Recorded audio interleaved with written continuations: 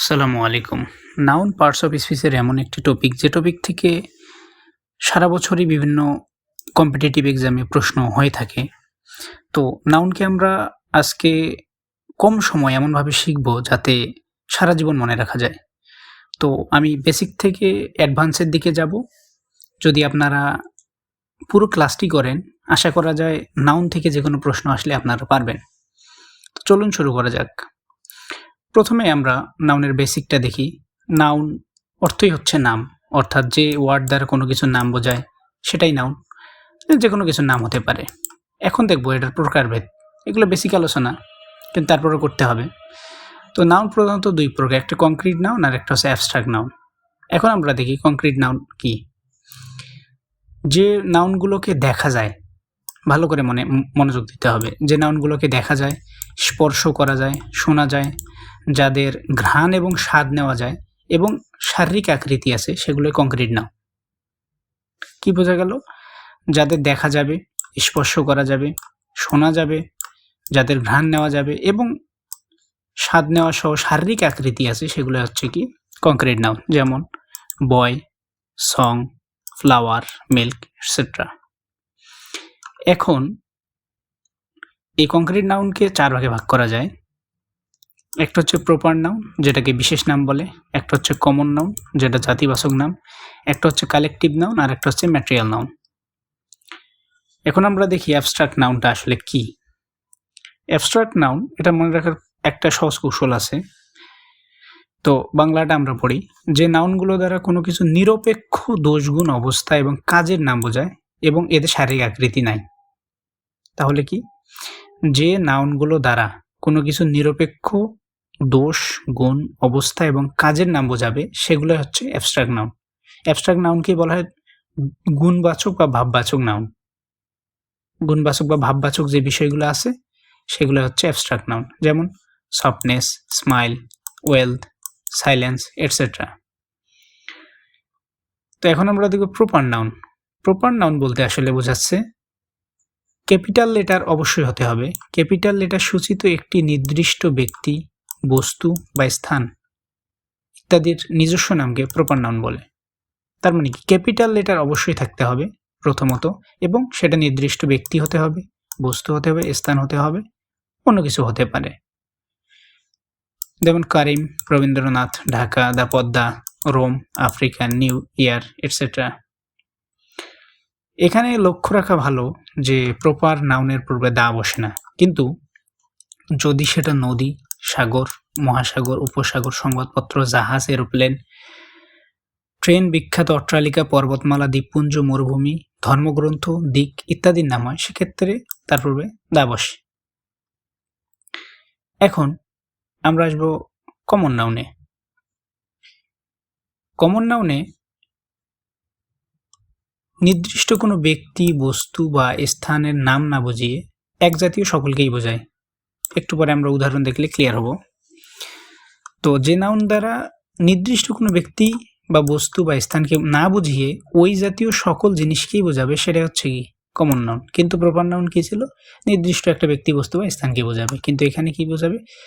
এক জাতীয় সকলকেই বোঝাবে। যেমন আমরা যদি বয় দেখি, বয়, বয়ের প্রকারভেদ আছে। গার্ল, গার্লেরও প্রকারভেদ আছে, যেমন ছোট, বড়।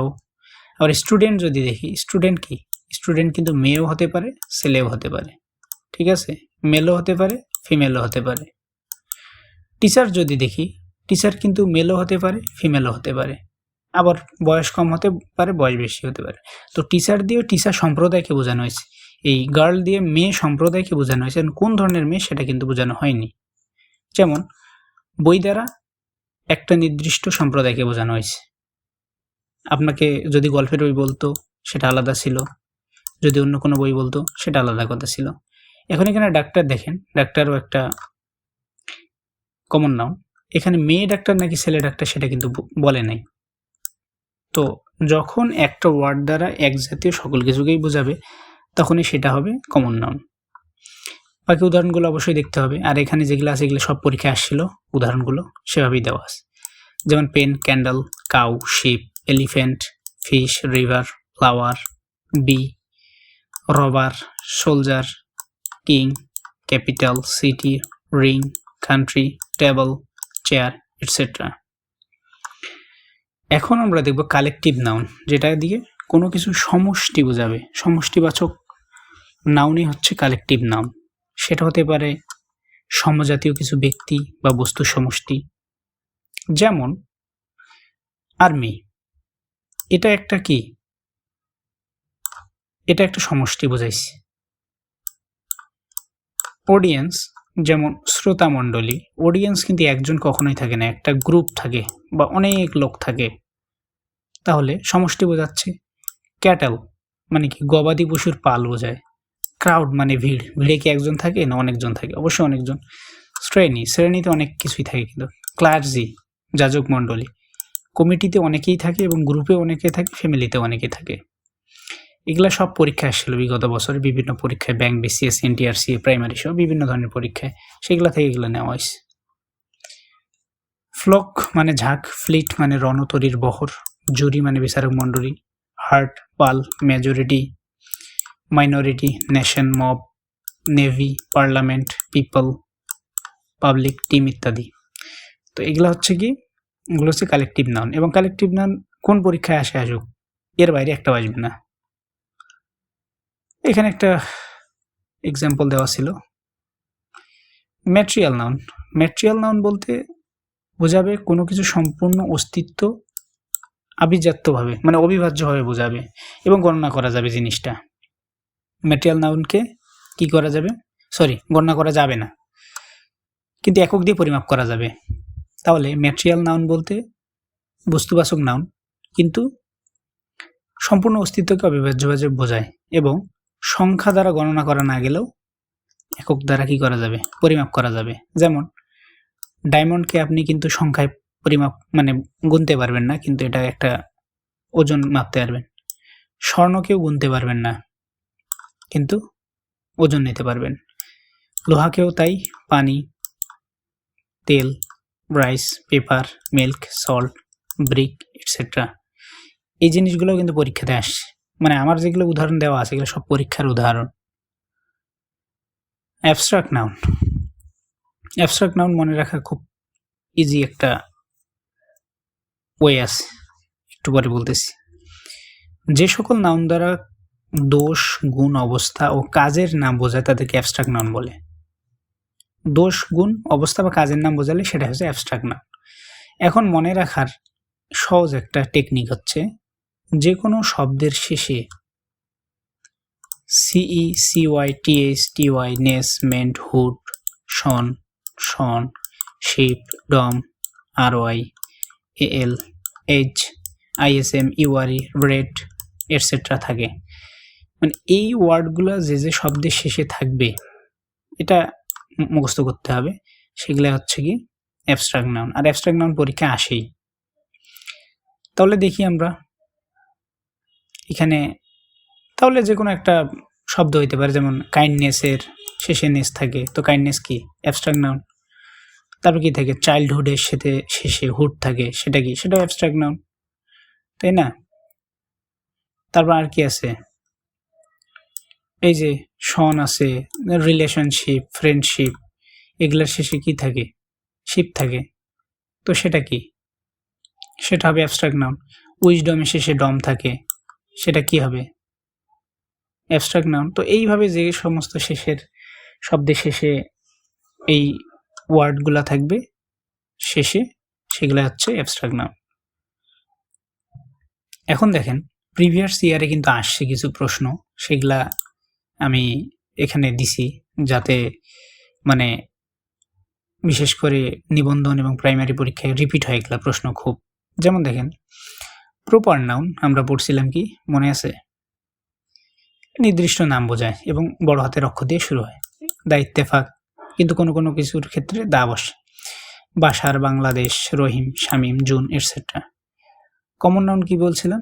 কমন নাউন বলতে একটা নির্দিষ্ট জিনিসকে বোঝাবে, মানে নির্দিষ্ট সম্প্রদায়কে বোঝাবে। যেমন এগুলো সব পরীক্ষাতে আসছিল এবং আসবে পরেও। যেমন ring, river, book, man, boy, girl, child, children, city, bank, harbour, pupils, doctor, college, fighter, sailors, infant খুব ইম্পর্টেন্ট ইনফ্যান্টটা, soldier, island, month, envelope, pirate, এগুলো হচ্ছে কমন নাউন। এগুলো আসছিল বিভিন্ন পরীক্ষায়। কালেক্টিভ নাউন থেকে যা যা আসছিল দেখি আমরা। Army, audience, cattle, class, committee, crew, family, flock, gang, fleet, herd, jury, library, infantry, pack, shoal, team, etcetera. এগুলো পরীক্ষাতে আসছিল। এবং ম্যাটেরিয়ালের মধ্যে আসছিল water, wood, paper, steel, milk, salt, iron.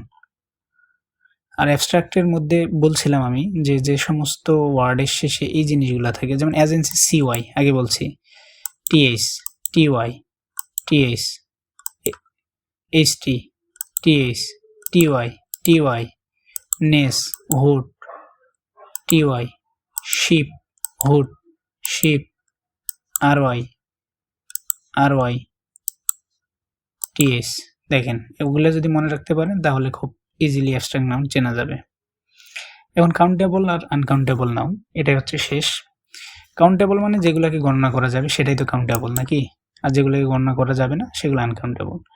যেমন বয়কে গণনা করা যায়, পেনকে যায়, তারপরে স্টারকে যায়, ফোকে যায়, স্টুডেন্টকেও যায়। কাউন্টেবল নাউনের প্লুরাল করা যায় এবং এদের পূর্বে আর্টিকেল এন দিয়ে বসে।